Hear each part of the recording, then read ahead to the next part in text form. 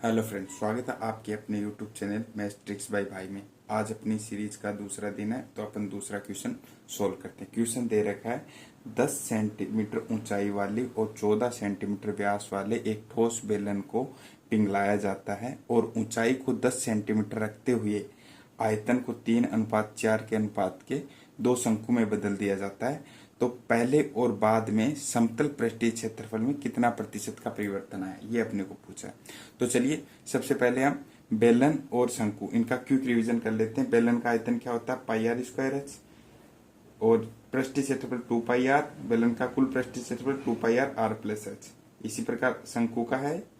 ठीक है, अब देखो याद भी नहीं करना ना, तो ये देखो कि पृष्ठीय क्षेत्रफल क्या होता है, किसी का बेस का पेरीमीटर इनटू हाइट, ये होता है पृष्ठीय क्षेत्रफल। और वहीं क्या होता है, एरिया, बेस का एरिया इनटू हाइट, ये होता है वॉल्यूम। और जब इनमें जैसे पेरीमीटर हाइट में दोनों साइड का अगर इसमें एरिया जोड़ देते हैं तो कुल पृष्ठीय क्षेत्रफल होता है। ये ऐसे निकालते हैं अपन, जिसको निकालना हो निकाल लो, बाकी आप याद करना चाहो तो याद कर लेते हो। अब क्वेश्चन पे आते हैं। क्वेश्चन में दे रखा है कि बेलन का पहले पृष्ठीय क्षेत्रफल निकालते हैं। पृष्ठीय क्षेत्रफल समतल पृष्ठीय बोल रहा है, तो समतल पृष्ठीय ये होता है बेस, दोनों तरफ का निकालेंगे।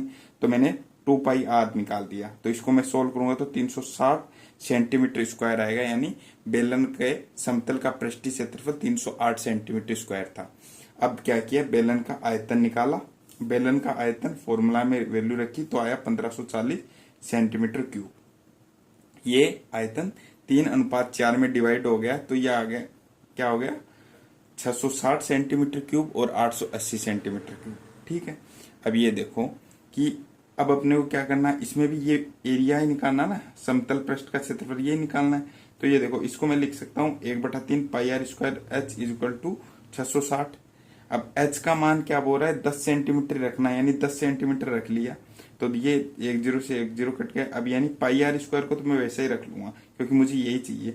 तो इसको इससे मल्टीप्लाई किया, तो इस शंकु के लिए जिसका 660 सेंटीमीटर क्यूब आयतन है, उसके लिए समतल पृष्ठीय क्षेत्रफल 198 है। इसी प्रकार 880 सेंटीमीटर क्यूब वाले का समतल पृष्ठीय क्षेत्रफल निकालूंगा तो आएगा 264। ठीक है, इन दोनों को जब मैं ऐड करूंगा तो टोटल समतल पृष्ठीय क्षेत्रफल आ जाएगा मेरे पास 462 सेंटीमीटर। अब यही पूछा है कि पहले और बाद में समतल पृष्ठीय क्षेत्रफल में कितने प्रतिशत की वृद्धि हुई। तो पहले कितना था अपने पास 308, अब हो गया 462, वृद्धि हुई 154 की। इसको डिवाइड करेंगे, सोल्व करेंगे तो आएगा 50% की समतल पृष्ठीय क्षेत्रफल में वृद्धि हुई। थैंक यू फ्रेंड्स, अगर आपको ये क्वेश्चन समझ में आया तो हमारे चैनल को सब्सक्राइब करें, वीडियो को लाइक करें, यदि कोई डाउट है तो कमेंट करें। Thank you.